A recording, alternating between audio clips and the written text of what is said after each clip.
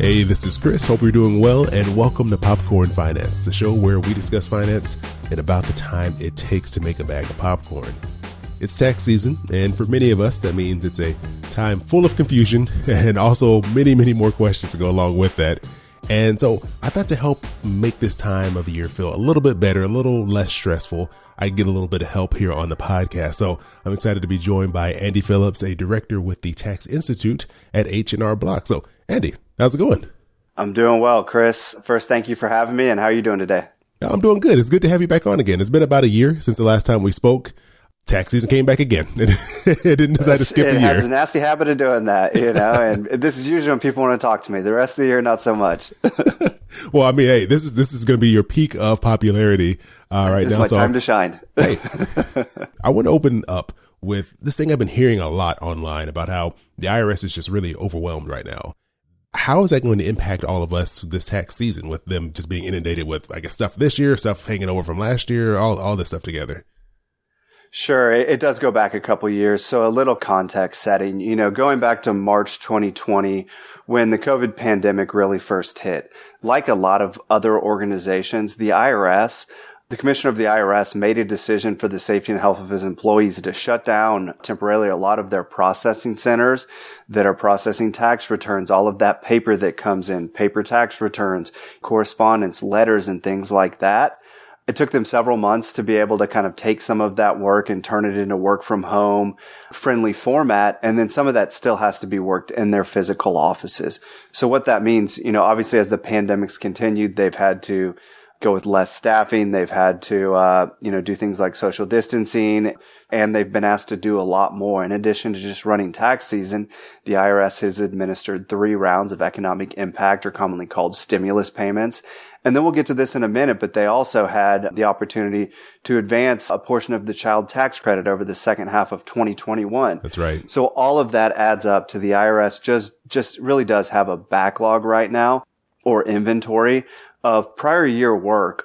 Largely, it's consisted of paper. So anyone that's submitting paper to the IRS can expect kind of a lengthy wait as they work through that. But that's where we are today, is that the IRS is dealing with inventory, not just from the current year, but going back at least 1 year, and in some cases more. I wanted to wrap up with this last question for you here about the child tax credit, because I know it saw some big changes in 2021, specifically like in the back half of 2021. Could you first explain to people what the child tax credit is if they're not familiar with it? And then also, how will this impact tax season this year as people are getting ready and filing their tax returns? Sure. So to your first question, the child tax credit has been around for several years, and some of the high points are that's a credit that you claim on your federal tax return, for children that meet certain eligibility requirements. Generally, they need to meet certain relationship tests. They're a child, stepchild, foster child, or a sibling, is another common relationship that you care for, that you're providing over half of their financial support. So you think about someone, if you think about kind of some of those dependency rules, or someone that you're really caring for financially, then that's another test. And then generally someone who lives with you over the half of the year has a social security number. And in most years, it was that they were under 17. So in prior years, that credit was $2,000, which is a great credit, and that's per eligible child.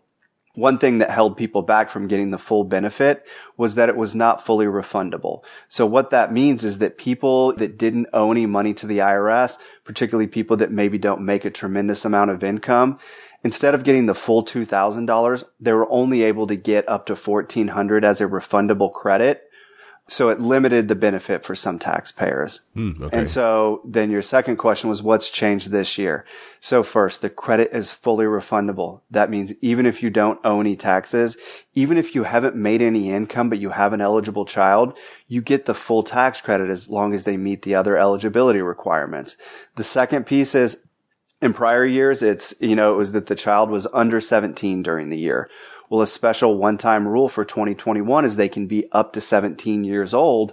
So like a high school senior, that you're taking care of, so you may get 1 more year of claiming this really valuable credit for that child. The next one is that the credit has been expanded substantially. It's been $2,000 for a few years now. For 2021 only, it's much bigger. So for kids that are age 6 to 17, you can get $3,000 credit. And for eligible children under 6, it's $3,600 per eligible child. That's pretty and so big that's jump. a really big one as well. Yeah. That will be hopefully a nice surprise for folks. Yeah. The last piece I'll touch on, which was new this year, is that this new expanded credit came as a result of the American Rescue Plan Act that was passed back in March of 2021. And the last part of that was that up to one half of the credit was advanced in monthly payments starting in July of last year. So you may have started to notice beginning in July that you were getting a monthly payment of somewhere between $250 to $300 per eligible child. And you may have first been like, what the heck is this? You look at your bank account and happy to have the money, but what is it? You would have seen on your bank statement, it said something like child tax credit, so you probably would have been able to figure it out. But what you have to do when filing your tax return this year is make sure that you account for the advance payments you got when claiming the child tax credit. Because how it's going to work, let's say you've got one child that's eligible for a $3,000 credit and you got $1,500 advanced. So you're going to figure the credit on your tax return. You do have to account for the amount you got advanced, but then you get the remainder, which in that case would be $1,500 with your tax refund. You would have gotten a letter 6419 either in December or January telling you how much advance you got. Really important to make sure you have that on hand, because if you don't get that reconciliation piece right where you put in the proper advance payment amount, you are going to fall into special processing with the IRS. And if you undershoot or understate the advance payment, you are going to potentially, it's not potentially, you're going to get less refund than you claimed. So it's an important year to get it right.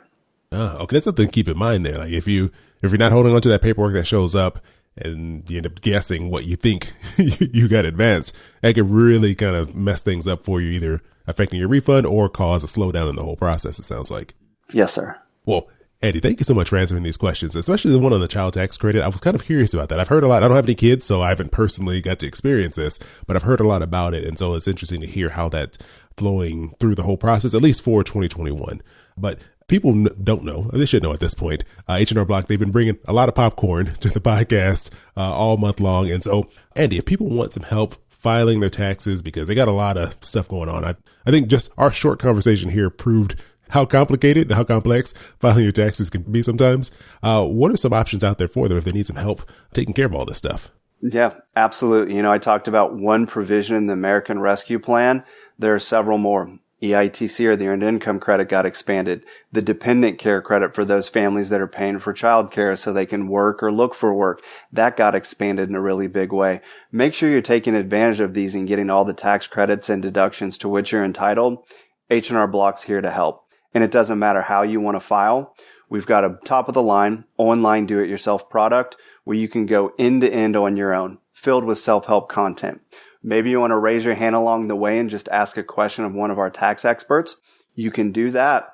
Or maybe you just feel like I'm a little bit over my head and I just want to kind of hand this off to someone. Well, we have a feature called Tax Pro Review where you can actually wrap up your return and one of our tax professionals will fully look it over, make sure you got it all right and file it for you. So we've got that option in our do-it-yourself space to give you whatever level of help you need. And then you may say, no, I want to hand it off to an expert from the start. We can cover you there as well. We've got offices open all over the country where we're able to help, generally within 5 miles of the vast majority of Americans. Maybe you say, nope, I want to work with someone from the comfort of my own home. Maybe I'm just not venturing out yet due to COVID concerns, or it's just more convenient. You can work with one of our tax professionals end to end without ever leaving your couch or taking off your pajamas. So we've got you covered with options, and more information is available to kind of figure out what's best for you.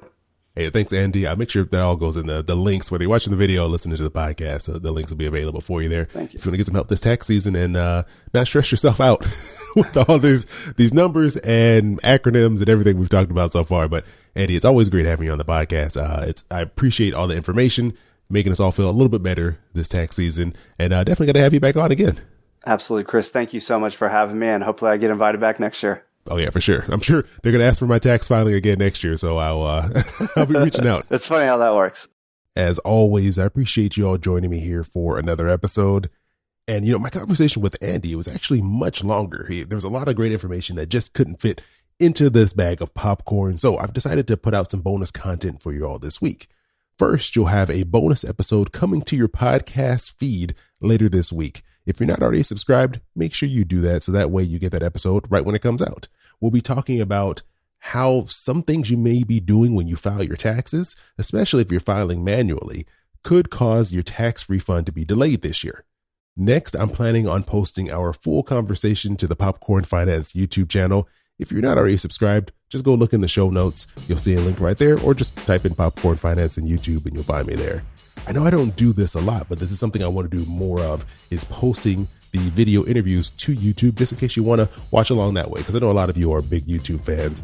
And it's a great place for me to put the full interviews, because sometimes these interviews are much longer than what you hear on the podcast. And there's some great insights that don't necessarily make it into the final podcast. So specifically with this conversation with Andy, there's a lot of great things that I'll be sharing in that YouTube video.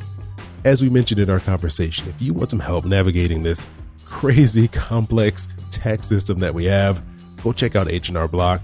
They've been providing tons of popcorn for you all this year here on Popcorn Finance. By you checking out what the sponsors have to offer here on the podcast, you help support what I do indirectly. So if you need some help this tax season, go to popcornfinance.com/HRblog, or just look in the show notes. I have a link in there right now. I highly recommend getting some help when it comes to prepping your taxes, especially as they get more and more complicated. There's so much that you can forget and leave out. So it's always great to have another set of eyes helping you along the way.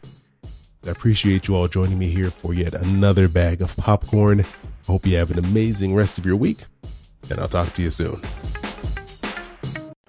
Your boy keep it poppin' like Mary Poppins.